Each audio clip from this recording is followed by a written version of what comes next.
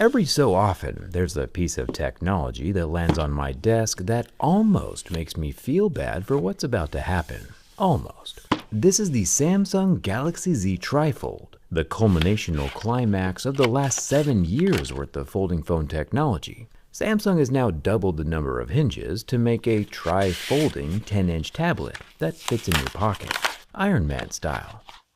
I do have another one of these to give away, so stick around.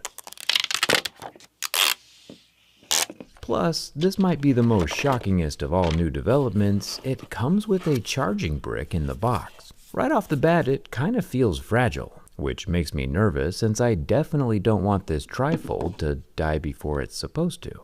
And without even getting to the main Android menu, we're treated with a long list of warnings, like don't press too hard on the screen, this phone is not dust resistant, don't remove that protective film on the main screen, and a new one. When folding, always start with the panel that has no camera. Starting with the panel that has a camera can damage your phone. Well, I think we should see what happens when we don't follow instructions. Lifting the edge that has the camera, I can slowly, scientifically, start bending the rightmost flap towards the center. Once it hits about 90 degrees, the trifold starts vibrating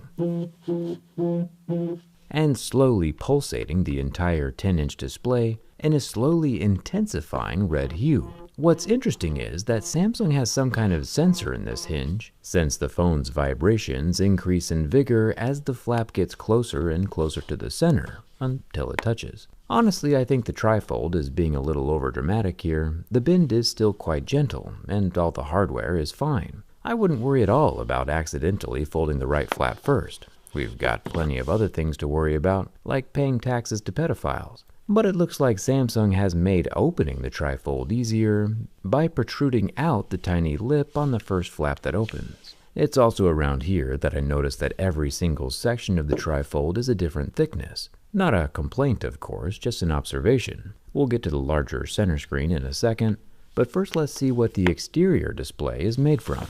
This guy is the same size as a regular smartphone, 6.5 inches. I'll remove the pre-installed plastic screen protector, and we can work our way up through the Mohs scale of hardness. As you know, plastic scratches at a level 2 or 3, glass scratches at a 5 or 6, and sapphire, which is some pretty amazing stuff, scratches at a level 8 or 9.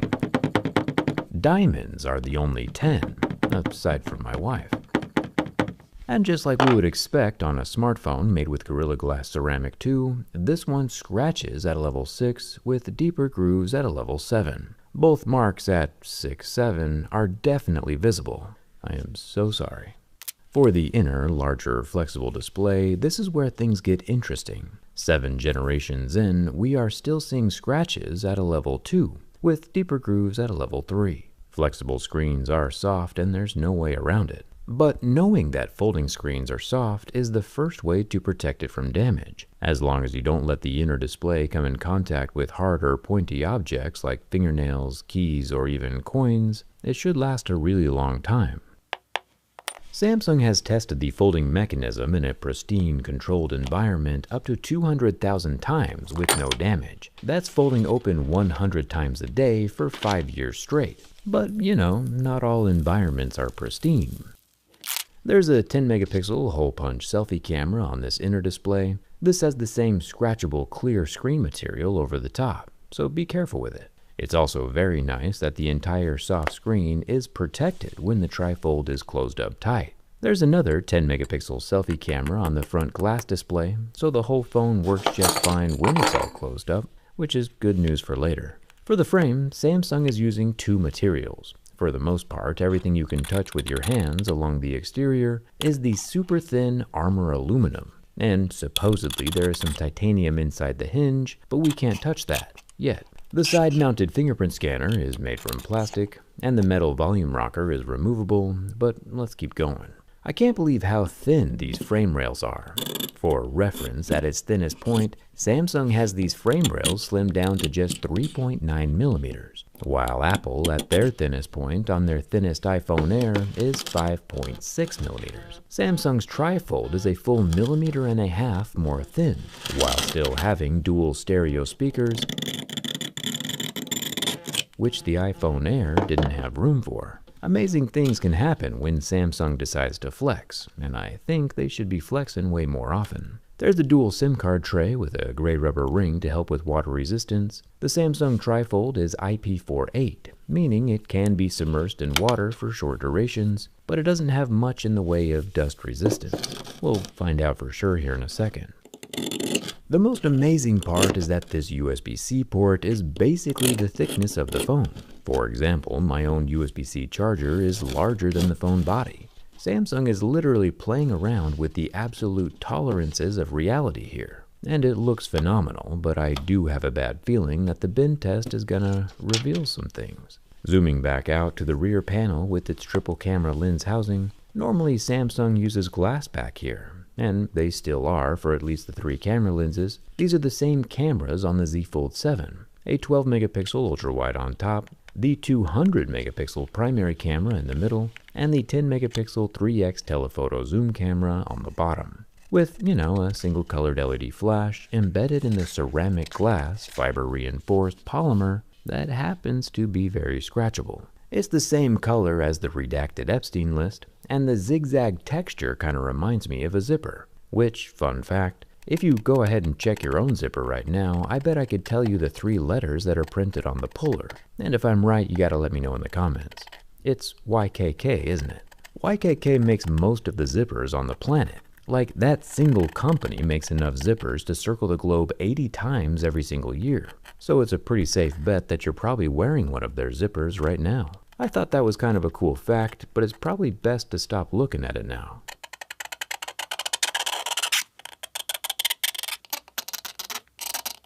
The other non-screen panel is made from the same scratchable ceramic glass fiber reinforced polymer in the redacted black colorway.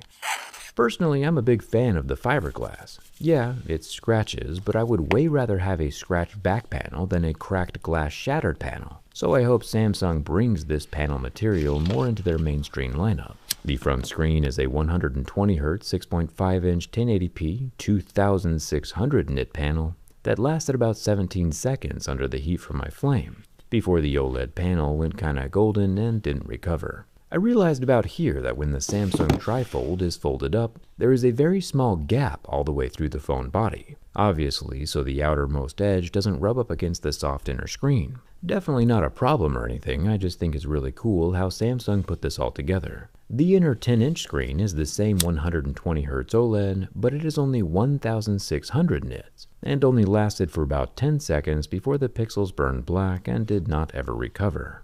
OLED panels are super expensive, and rumor is that replacing the middle screen alone will cost about $1,100 to replace or repair. But without it being released in the USA quite yet, we won't know for sure. If you remember from earlier, Samsung says this thing is IP48 dust and water resistant, but as you can see, and more importantly here, as soon as dust comes in contact with the Trifold, it becomes a tri-full noisy.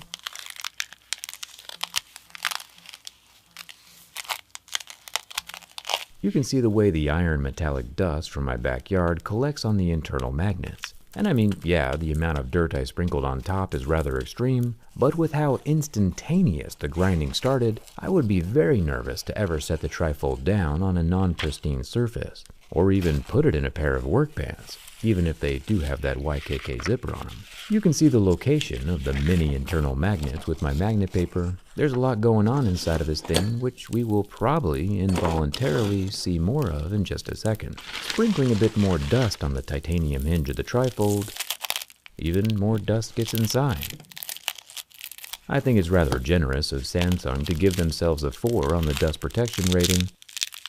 I would have left it at 0, or X, just to not give people a false sense of security. Doubling the hinges does double the dust danger. Now that our Trifold's got more sand inside than an hourglass, it's time for the bin test. And just for fun, with how thin it is, I figured I'd try to snap just one corner off first. I've seen graham crackers thicker than this phone, so I figured it was worth a shot. The corner of the Trifold did flex and permanently kink with just the pressure of my fingers, right there near that antenna line. 3.9 millimeters is not a lot. By the time you're done milling out the internals for the battery and hardware, you're left with about the same wall thickness as a pop can. and that ain't all too strong. I have a feeling that the insides of the Trifold are about to be on its outsides. With a single bend in the wrong direction, the Trifold becomes the first Samsung ever to kick the bucket during my bend test. With the thin plastic back panels not adding any additional structural support, and the antenna line splitting the armor aluminum frame, the phone just buckles. But at least now we'll be able to see the insides. Thumbs up for that. The hinges are fine, of course. Samsung's got patented black magic all up in those bad boys, but the frame is so impossibly thin it just can't handle any level of abuse.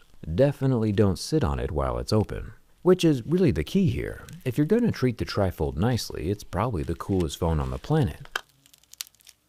But if you're the kind of person who's loose and carefree with your hardware, this probably isn't the phone for you. And speaking of getting a phone just for you, I do know of an extra Samsung Trifold that's being given away. A new one, obviously, not this one. My friends over at Dbrand are actually giving away a brand new Trifold. All you need to do is place an order for anything at dbrand.com by the end of the year, and you'll be entered into a draw to be one of the first people to own one of these Trifolds in the entire world. There weren't many in existence to start with, and now there's one less. If you need suggestions on what to buy, I might recommend their brand new Sketch 2D line. Each design is a hand-drawn representation of what your device would look like if it came out of a comic book.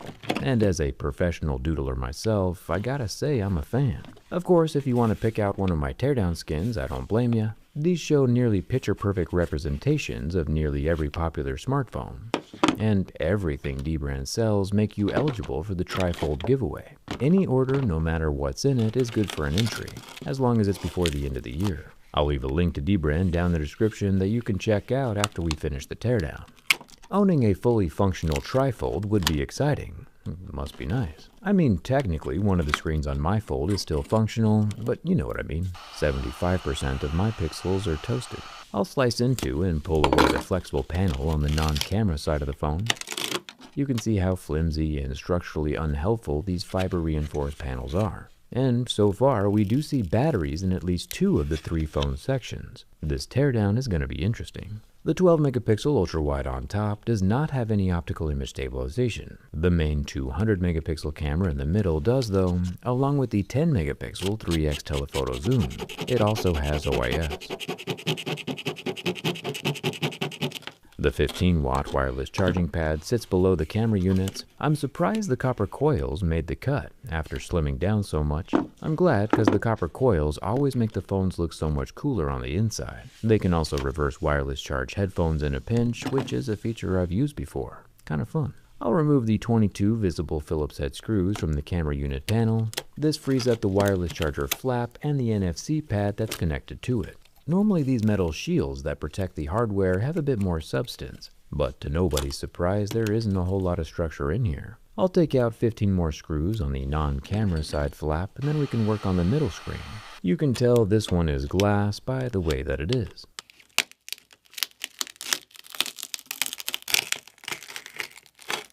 Samsung makes some of the best looking phone guts on the planet, and it's a real shame nobody gets to see this unless they've subscribed to my channel. There are another 15 Phillips head screws holding in the hardware in this middle third. Then we can get a close-up look at the ultra-thin upper loudspeaker. Surprisingly, even with the ultra-thin form factor, Samsung still managed to fill it up with balls. Even the lower stereo loudspeaker has more balls inside. Remember, these tiny balls help the speaker sound bigger than it actually is, by giving the internal sound waves more internal surface area to reverberate off of. The main motherboard appears to be on the left side next to the camera units, but there are several daughter circuit boards in the other 2/3 as well. I'll unplug the long ribbon cables and pull out the dual SIM card tray. The goal here is to unbury the triple batteries, so we can calculate how much juice is flowing around in here. The middle section has an upper daughter board with the front-facing selfie camera still attached. Then the main board with the processor and primary cameras comes out after that. This circuit board is where most of the brains are at, like the Snapdragon 8 Elite processor, but in typical Samsung fashion, there is no thermal paste, nor even a thermal system beyond just hoping the aluminum frame absorbs most of the heat. I was also about to congratulate Samsung on the continuing usage of their battery pull tabs, but as you can see, we kinda now have a new problem. The thinness of the batteries makes the pull tabs kinda worthless. and they are bending in a way that makes me extremely nervous. This might be why Apple is now encapsulating all of their batteries in metal, so they don't bend during removal. Bending batteries can cause them to explode, like we saw in the Pixel Fold earlier this year. Either way, I'd rather not catch anything on fire today, so we'll just admire these batteries from the inside of the frame and leave them where they lay. All three different sized batteries add up to a whopping 5,600 milliamp hours. Not only is it interesting that each section has its own battery, but also that the batteries are what take up the vast majority of the phone's internal real estate. The only way for these phones to get thinner in the future is for battery technology to change drastically. But for the moment, Samsung has set the new standard and holds the record for the most useful and best looking folding smartphone. The flexible screen itself does look similar to what we always see on folding smartphones, with the metal sheet supports on the backside and metal mesh along the curvatures. And of course, instead of just one hinge, Samsung threw in two.